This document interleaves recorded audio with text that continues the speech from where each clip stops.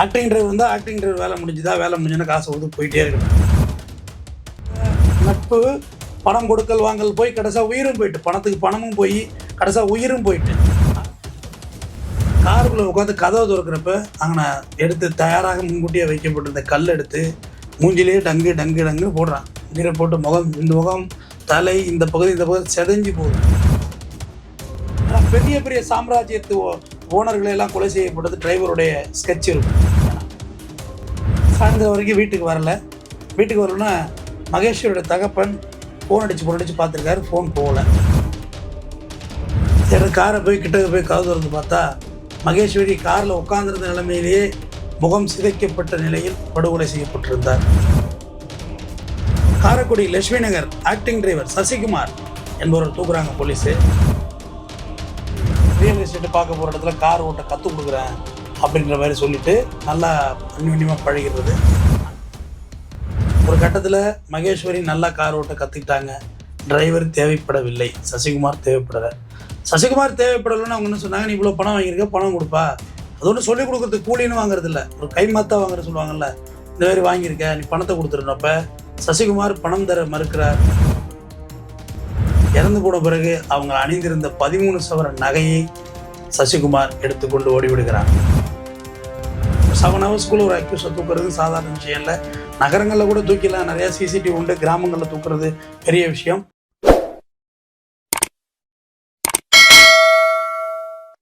வணக்கம், தமிழ்வேந்தன். சிவகங்கை மாவட்டத்தில் ஒரு குடும்ப பெண் படுகொலை செய்யப்பட்டது அந்த மாவட்டத்தை அதிர்ச்சிக்குள்ளாயிருக்கிறது. சிவகங்கை மாவட்டம் காரைக்குடி மருதுபாண்டியர் தெருவை சார்ந்தவர் பாண்டிக்குமார். இவர் வெளிநாட்டில் வேலை செஞ்சு வர்றார். பெரும்பாலும் காரைக்குடி பகுதிகளில் அதிகமான பேர் வெளிநாட்டில் இருப்பாங்க. காரைக்குடி, புதுக்கோட்டை, தேவக்கோட்டை அதிகமான பேர் இருப்பாங்க. அங்கேருந்து பணத்தை அனுப்புறதெல்லாம் வீட்டில் இருந்த மகேஸ்வரி அவங்க மனைவி அந்த பணத்தை எல்லாமே சேமித்து வச்சு, 2 பெண் குழந்தைகள் அவங்களுக்கு, அந்த பணத்தெல்லாம் சேமித்து வச்சு அந்த ஏரியாவில் நிறைய இடங்கள் வாங்கி போட்டிருக்காங்க. இப்படி இடங்கள் வாங்கி போட்டிருக்குள்ள எல்லார் வீட்லேயுமே கார் இருக்கும். ஏன்னா வெளிநாட்டில் கணவர் இருந்தால் ஏர்போர்ட்டு போக வர, இல்லை லோக்கலில் மருத்துவமனை போக வர கார் கம்பல்சரி. இப்போ எல்லார் வீட்லேயுமே கார் இருக்குது. இப்போ எல்லாருக்கும் கார் ஓட்ட தெரியாது, குறிப்பாக குடும்ப பெண்களுக்கு கார் ஓட்ட தெரியறதில்ல. அப்போ ஆக்டிங் டிரைவர் வச்சுருப்பாங்க. அதுபோல் தான் இந்த மகேஸ்வரி ஆக்டிங் டிரைவர் வச்சுருக்காங்க. இந்த சூழலில் சம்பவத்தை அன்றைக்கி பார்த்திங்கன்னா மகேஸ்வரி இடம் பார்க்க போகிறோம், ரியல் எஸ்டேட்டுக்கு இடம் பார்க்க போகிறோம் அப்படின்னு சொல்லிட்டு ஒரு இடத்துக்கு போயிருக்காங்க. இடம் பார்க்க சாய்பாபா நகர் ஆவுடை பொய்கை, அதாவது திருச்சி டு ராமேஸ்வரம் ஹைவேஸில் போயிருக்காங்க. போய் பார்த்துட்டு சாயந்தரம் வரைக்கும் வீட்டுக்கு வரலன்னா மகேஸ்வரியோட தகப்பன் ஃபோன் அடித்து பார்த்துருக்காரு, ஃபோன் போகலை. சரினா அவர் உறவுக்காரங்களெல்லாம் அழைச்சிக்கிட்டு நேராக போயிருக்காரு. ஆயுடை பகுதியில் ஒரு தேயிலை மர காட்டுக்குள், அதாவது யூக்கலிப்டஸ் தேயிலை மர காட்டுக்குள்ளே காரு அராவரமாக நின்றுருக்கு. TN 63 CU 0122 என்ற வன் கொண்ட கியா கார், இவங்க வீட்டு கார் நின்றுருக்கு, யாருமே இல்லாமல், அராவரம் இல்லாமல். சரி காரை கிட்ட போய் கதவு திறந்து பார்த்தா மகேஸ்வரி காரில் உட்கார்ந்திருந்த நிலைமையிலேயே முகம் சிதைக்கப்பட்ட நிலையில் படுகொலை செய்யப்பட்டிருந்தார். உடனடியாக காவல்துறைக்கு தகவல் தெரியப்படுகிறது. காவல்துறை அங்கே விரைந்து வருகிறார்கள். குன்றக்குடி போலீஸ் தான் அதுக்கு லிமிட்டு. டிஎஸ்பி கௌதமன், அவர் ஆக்சுவலாக இங்கே உள்ள டிஎஸ்பி இல்லை, தேவகோட்டை டிஎஸ்பி இன்சார்ஜி, அவரும் அங்கேருந்து விரைந்து வந்துடுறாங்க. விரைந்து வந்து பிரேதத்தை கைப்பற்றி உடற்கூறாய்வுக்காக காரைக்குடி அரசு மருத்துவமனைக்கு அனுப்புகிறாங்க. விசாரணை நடைபெற ஆரம்பிக்குது. விசாரணையில் முதற்கட்டமாக எங்கேருந்து வந்தாங்க, ஏது என்னங்கிறத விசாரிக்கிறாங்க. நிறைய இடம் வாங்கி போட்டிருந்ததுனால ஒரு வேளை ரியல் எஸ்டேட் கொடுக்கல் வாங்கலில் எதுவும் படுகொலை செய்யப்பட்டு விட்டதா என்ற கோணத்தில் விசாரணை நடைபெற்றது. வேறு எதுவும் பணம் ஊரில் வட்டி கொடுத்தது போனது அதுமாரி எதுவும் பிரச்சனை இருக்கா அப்படிங்கிறது விசாரிக்கப்பட்டது. எந்த துப்பும் கிடைக்கவில்லை. கைரேகை நிபுணர்கள் காரைக்குடியிலேருந்து வருகிறார்கள். அவர்களும் ஒன்றும் அவங்க தடவியல் எடுத்துக்கிட்டு போகிறாங்க. ஃபிங்கர் பிரிண்ட்டு, மோப்பனாய் முகுலி அது சுற்றி போடுது, யாரையும் கவ்வலை. இப்படியா விசாரணை போயிட்டுருக்கு. டிஎஸ்பி கௌதமன் உடனடியாக தனிப்படை ஒன்று அமைக்கிறாரு. அமைச்சு விசாரணை மேற்கொள்கிறாரு. விசாரணை மேற்கொள்ள இந்த இறந்து போன மகேஸ்வரியோட, கொலை செய்யப்பட்ட மகேஸ்வரியோட தகப்பன் சொல்கிறாரு, எங்கள் வீட்டுக்கு அடிக்கடி ஒரு ஆக்டிங் டிரைவர் வருவாங்க, அவன் தான் என் பொண்ணுக்கெல்லாம் கார் ஓட்டுவான், கார் ஓட்ட கற்றும் கொடுத்தான். அவன் வேறு யாருக்கும் என் பொண்ணுக்கு எந்த இல்லீகல் ரிலேஷன்ஷிப்லாம் கிடையாது, அவனை ஒரு ஆளை விசாரிக்குன்னு சொன்னோன்னே காரைக்குடி லட்சுமி நகர் ஆக்டிங் டிரைவர் சசிகுமார் என்பவர் தூக்குறாங்க போலீஸு. தூக்கி கொண்டு விசாரித்தா அவனுக்கு எந்த வேலை வெட்டியும் கிடையாது, நிரந்தர வேலை கிடையாது, சும்மா இதுமாரி கார் ஓட்ட போகிறது வர்றது. அந்த பகுதிகளில் நிறைய பேர் கார் வச்சுருக்கிறது, மேலும் டிரைவர் இல்லாமல் இருக்கிறதுனால அவங்க வீட்டுக்கெல்லாம் கார் ஓட்ட போய் போகிறது, அவங்கள்ட்ட பணம் வாங்குறது லேடிஸ்கிட்ட. அது மட்டும் இல்லாமல் கார் ஓட்ட சொல்லிக் கொடுக்குறேன்னு சொல்லிட்டு அதில் கொஞ்சம் பணம் வாங்குறது. இப்படியான வேலைகளை அவன் தொடர்ந்து செயல்பட்டு வந்திருக்கிறான். இந்த அதே போல் தான் மகேஸ்வரிகிட்டேயும் கார் ஓட்ட டிரைவராக வந்து அப்படியே நல்லா பழகி, முதல்ல நல்லா நெருக்கமாக பழகி, நெருக்கமான தவறாக இல்லை, நல்லா மியூச்சுவல் அண்டர்ஸ்டாண்டிங்காக பழகி செலவுக்கு பணம் வாங்கிக்கிறது. ஆக்டிங் டிரைவர்னால் என்ன ஒரு 500 1000 அந்த மாதிரி இருக்கும். கூடுதலாக பணம் வாங்கிக்கிறது. அதுபோக இந்த மாதிரி ரியல் எஸ்டேட்டு பார்க்க போகிற இடத்துல கார் ஓட்ட கற்றுக் கொடுக்குறேன் அப்படின்ற மாதிரி சொல்லிவிட்டு நல்லா அந்யோன்யமாக பழகிறது. அந்த மாதிரி மகேஸ்வரிட்டி பழகி நிறைய பணம் வாங்கியிருக்கான். பணம் வாங்கி வண்டி ஓட்டையும் கற்றுக் கொடுத்துருக்கான் காரு. ஒரு கட்டத்தில் மகேஸ்வரி நல்லா கார் ஓட்ட கற்றுக்கிட்டாங்க. டிரைவர் தேவைப்படவில்லை, சசிகுமார் தேவைப்படலை. சசிகுமார் தேவைப்படலைன்னு அவங்க என்ன சொன்னாங்க, நீ இவ்வளோ பணம் வாங்கியிருக்க, பணம் கொடுப்பா. அது ஒன்றும் சொல்லிக் கொடுக்குறதுக்கு கூலின்னு வாங்குறது இல்லை, ஒரு கைமாத்தா வாங்குற சொல்லுவாங்கல்ல, இந்த மாதிரி வாங்கியிருக்க, நீ பணத்தை கொடுத்துருனப்ப சசிகுமார் பணம் தர மறுக்கிறார். உடனடியாக மகேஸ்வரி சொல்கிறாங்க, நான் கணவர்கிட்ட சொல்லிவிடுவேன், பாண்டிக்குமார்கிட்ட சொல்லிவிடுவேன், அவர் வந்தாரா நடக்கிறது வேறு, அவர் வெளிநாட்டில் இருக்கார், அவர் வந்தாலும் நடக்கிறது வேறு, நீ ஒழுங்காக என் பணத்தை கொடுத்துருன்னு சொல்கிறான்.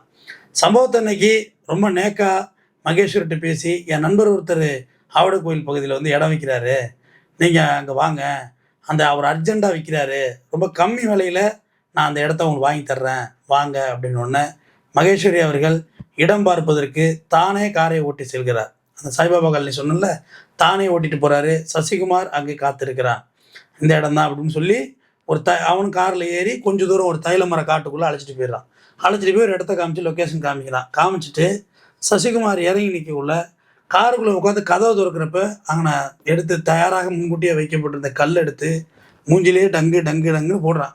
நீரை போட்டு முகம், இந்த முகம், தலை, இந்த பகுதி செதஞ்சு போகுது. செதஞ்சு போய் இறந்து போயிடுறாங்க. இறந்து போன பிறகு அவங்க அணிந்திருந்த 13 சவரன் நகையை சசிகுமார் எடுத்துக்கொண்டு ஓடிவிடுகிறான். சசிகுமாரை கைது பண்ணி இந்த கன்ஃபெஷனில் தான் இந்த ஸ்டேட்மெண்ட்லாம் சொல்கிறான். தான் ஒப்புதல் வாக்குமூலம் அளிக்கும் போது தான் இந்த தகவல்லாம் சொல்கிறான். நகை எடுத்துகிட்டு போனது சசிகுமார் வீட்டிலிருந்து நகை ரெக்கவரி செய்யப்பட்டது. பெண்ணாச்சி கொலை, அதுக்கு மேலே ஆதாய கொலை ஆயிட்டு. ஏன்னா ஆதாய கொலை என்பது 100க்கு 100% நம் நாட்டில் தண்டனை தான் பெறும். கொலை வேறு, கொலை ஆதாயத்துக்காக கொலை செய்கிறதுங்கிறது வேறு என்று நம் நாட்டு சட்டத்தில் ரொம்ப தீவிரமானது. உடற்கூறாய்வு செய்யப்பட்டு உடலை உடற்பினர் ஒப்படைக்கப்படுகிறது. ஆக்டிங் டிரைவர் ரொம்ப முக்கியமானது. ஒரு வீட்டுக்கு டிரைவராக வைக்கிறோம்னா நம்ம அவங்கள பற்றி நன்கு தெரிஞ்சவங்களாக இருந்தாலும் சரி, அறிஞ்சவங்களாம் சரி, இந்த பணம் கொடுக்கல் வாங்கல், வேறு ஏதாவது கள்ளக்காதல் அஃபேர்ஸ், இதெல்லாம் வச்சுக்கக்கூடாது. ஒரு இடத்துக்கு போகிறோம், நகை வாங்குறது, இத்தனை பவுன் வாங்கணும், அது வாங்கணும், இது வாங்கணும். நான் தப்பாக சொல்ல டிரைவரை. வீட்டுக்கு அந்நியமானவர், வீட்டுக்குள்ளே உடையவர்களே கொலை செய்யலாம் பணத்துக்காக. வீட்டுக்கு அந்நியமானவர்களும் வீட்டை பற்றி ஷேர் பண்ணுறது, அவங்கள்ட்ட தேவையில்லாத விஷயங்களை சொல்கிறது, இந்த இடம் வாங்க போகிறது, இதெல்லாமே வந்து அவன் கணிச்சு தானே காசு வாங்கிட்டு இருந்திருக்கான். ஆக்டிங் டிரைவர் இருந்தால் ஆக்டிங் டிரைவர் வேலை முடிஞ்சுதா, வேலை முடிஞ்சுன்னா காசை கொடுத்து போயிட்டே இருக்கணும். அவங்களுக்கு நேராக போய் ஏடிஎம்மில் பணம் எடுக்கிறது, அவங்களுக்கு நிறைய நகை இருக்குது வீட்டிலன்னு சொல்கிறது, எங்கள் வீட்டுக்கார் இப்போ தான் பணம் அனுப்புனார் 10 லட்சங்கிறது, 5 லட்சங்கிறது, பாதி பொய்ன்னு சொல்கிறது, பெருமைக்கு சொல்கிறது, இதெல்லாம் சொல்லக்கூடாது. அவங்கள்ட்ட வந்த வேலையை அவங்க ஓட்டுநர் வேலைக்கு வந்திருக்கிறாங்க. ஆக்டிங் டிரைவரு நீங்கள் வந்தேன்னா அவங்க என்ன பர்பஸ்க்காக வந்தனா அந்த பர்பஸ் மட்டும்தான் நீங்கள் பார்க்கணும். அதை விடுத்துட்டு அவங்கள்ட்ட போய் டிரைவிங் ஸ்கூல் கற்றுக்குன்னா டிரைவிங் ஸ்கூல் போய் கற்றுக்க வேண்டியது தானே. டிரைவிங் ஸ்கூல் அதுக்காக தானே இருக்குது. அது ஒன்றும் அது சொல்லிக் கொடுக்க போகிறாங்க. அது அவங்க லேடிஸ் ஃபீமேல் டிரைவிங் ஸ்கூலே இருக்குது நிறைய. இங்கே கூட பெண்கள்லாம் சொல்லி தராங்க. அங்கே போய் நீங்கள் கற்றுக்கங்க, வண்டி ஓட்டுங்க. அதை விடுத்துட்டு வர்ற ஆக்டிங் டிரைவர்கிட்ட நான் கற்றுக்கிறேன்னா அது இது வேறு மாதிரி இருக்குது. ஆனால் இன்னும் சில இடங்களில் ஓட்டுநர்களுக்கும் அந்த வீட்டு உரிமையாளர்களுக்கும் கள்ளக்காதல் உருவாகிறது. கள்ளக்காதலோட வெளிப்பாடு என்ன ஆகும், நிறையா அவங்கள்ட்ட பணம் கொடுப்பீங்க. கடைசியாக ஊருக்காரர் வெளிநாட்டிலேருந்து சம்பாரித்தவர் ஊருக்கு வரக்குள்ளே என்ன செய்வார்னா பணத்தையெல்லாம் கேட்பாங்க. பணத்தையெல்லாம் கேட்கக்குள்ள நீ போய் கள்ளக்காதல்னு கேட்பீங்க. எங்கள் பணத்தையெல்லாம் கொடு, எங்கள் வீட்டுக்கார் வர்றாரு, நகையை கொடு, எதாவது கொடுன்னு சொல்லக்குள்ள அவன் அந்த இடத்துல வச்சிருக்க மாட்டான். வச்சிடலன்னு இதனடா பெரிய இம்சையாக போச்சுன்னு சொல்லி உங்களை கொலை செய்வதற்கு வாய்ப்பு உள்ளது. கொலை செய்வதற்கான வாய்ப்புகளை நீங்களாகவே ஏற்படுத்தி கொடுத்து அப்புறம் கடைசியாக கொலை செஞ்சுட்டான்னா அது எப்படி நம்ம பொருள் எடுத்துக்கிறது? உலகம் கெட்டிருக்கு, நாட்டு நடப்பு கெட்டிருக்கு. இப்போ இந்த மகேஸ்வரி சம்பவத்தை பாருங்கள், இதில் கள்ளக்காதல் கிடையாது. ஆனால் இந்த நட்பு பணம் கொடுக்கல் வாங்கல் போய் கடைசியாக உயிரும் போயிட்டு, பணத்துக்கு பணமும் போய் கடைசியாக உயிரும் போயிட்டு. ஆக நம்ம இதுலேருந்து தெரிஞ்சிக்க வேண்டிய லிட்ரலி ஒரு விஷயம் என்னென்னா, ஒரு ஓட்டுநராக மட்டுமே யூஸ் பண்ணுங்கள். ஹவுஸ் மேட் இருக்காங்களே, வீடு பார்க்குறவங்க, அதாவது ஏனம் பாத்திரம் கழுவுறது வச்சுருக்கோம், துணி துவைக்கிறவங்க, அவங்களுக்கு நிறையா பீரோவில் திறக்கிறது, பீரோவில் நகை இருக்கிற மாதிரி காமிக்கிறது, இல்லை அவங்களுக்கு மறைவா பீரோவில் தூட்டு திறந்துடுறது, இல்லை பீரோவில் சாவியை விட்டுட்டு போகிறது, இப்படி இருந்தீங்கன்னா அவங்க என்றைக்காவது திறந்து பார்ப்பாங்க, நகை இருக்கும். ஒருவேளை இங்கே உள்ளவங்களெல்லாம் கொண்டுட்டு அந்த நகையை எடுத்துக்கலாங்கிற தவறான விஷயத்தை நாமளே விதைக்கக்கூடாது. அதுவும் டிரைவர் விஷயத்தில் நீங்கள் ரொம்ப கேர்ஃபுல்லாக இருக்கணும். ஏன்னா பெரிய பெரிய சாம்ராஜ்யத்து ஓனர்களெல்லாம் கொலை செய்யப்பட்டது டிரைவருடைய ஸ்கெட்ச் இருக்கும். ஏன்னா அவங்களுக்கு நல்லாவே தெரியும் என்னைக்கு எங்கே போவாங்க, என்னைக்கு எங்கே சாப்பிடுவாங்க. ரெகுலராக சில ஹோட்டல்களில் நிறுத்தி சாப்பிடுவோம். நம்ம டிரைவர்கள், நானே அந்த ப்ரொஃபஷனில் இருந்தவன் தான். ரெகுலராக சில ஹோட்டல் நிறுத்தி சாப்பிடுவோம். ரெகுலராக நம்ம ஒரு சில கோயிலுக்கு போவோம். வெள்ளிக்கிழமை ஆனால் கோயிலுக்கு போகிறது மாதிரி சில ரெகுலாரிட்டி நம்மள்ட்ட இருந்துகிட்டு இருக்கும். அந்த ரெகுலாரிட்டி இருந்துகிட்டு இருக்குள்ள அவங்களால ஈஸியாக நம்மளை வாட்ச் பண்ண முடியும், வாட்ச் பண்ணி தகவல் சொல்ல முடியும். அது ஒன்று. அடுத்தது டிரைவர்ஸ் எத்தனை இடத்துல அடிச்சுட்டு போய் ஆல்ரெடி என் கூலிப்படை வச்சிருந்து ஸ்கெட்ச் போட்டு மர்டர் பண்ணதெல்லாம் நம்ம நாட்டில் நடந்திருக்கு. நம்ம அதை பற்றி நிறைய பேசியிருக்கோம். என்னையோ வெளிநாட்டு உள்ள கணவர்களுக்கு சொல்கிறேன், உங்கள் வீட்டில் உள்ளவங்களுக்கு இப்போ இந்த விஷயத்தில் அவங்க அப்பாட்ட சொல்லிட்டு போனது விட்டு ஈஸியாக போயிட்டு. ஏன்னா அவங்க அப்பா உடனே சொல்லிட்டார் போலீஸ்கிட்ட, சசிகுமார்னு ஒரு டிரைவர் தான் அடிக்கடி எங்கள் வீட்டுக்கு வருவான், அவன் என் மகளுக்கு கார் ஓட்ட கற்றுக் கொடுத்துருக்காங்க. கார் ஓட்ட தெரிஞ்சிட்டு இந்த லேடிக்கு தெரிஞ்சது பிறகு அவனுக்கு தேவையில்லைன்னப்ப பணத்தை திருப்பி கேட்குறாங்க. அப்போ அந்த அளவுக்கு நீங்கள் பணத்தை கொடுத்துருக்க வேண்டியதில்லை. முதல் விஷயம், பணத்தை கொடுத்ததுனால தான் இப்போ இவ்வளோ பெரிய விளைவு. அந்த தொகை எவ்வளோ தொகையோ, கடைசியில் நீங்கள் அணிந்திருந்த 13 சவர நகையும் அவன் திருடிட்டு ஓடுறான். நம்ம நகையெல்லாம் நம்ம தேவைக்கு போட்டுக்கிட்டா போதும். நம்ம வெளியில் 4 பேர் மிச்சமும் பார்க்கணுங்கிறதுக்காக நம்ம அதிக நகை போட உள்ள தானாகவே இன்டென்ஷனாக ஏற்படுத்துறது. திருடலாம், கொள்ளையடிக்கலாம், கொலை செய்யலாங்கிற இன்டென்ஷனை நாமே ஏற்படுத்தி கொடுக்கறது மிகப்பெரிய தவறு. என்னைக்காவது டிரைவர் என்பவர் கடவுளுக்கு சமமானம். ஒரு வீட்டு நம்ம வேலைக்கு போயிருக்கோம், வேலைக்கான கூலியை வாங்கணும், அதில் அவ்வளோ ஹானஸ்ட்னஸ் இருக்கணும். டீசல் திருடுறது இந்த மாதிரி சின்ன சின்ன விஷயங்கள் கூட செய்யக்கூடாது. அதெல்லாம் நல்லாவே இருக்க. திருடி குடியாவாதும்பாங்க.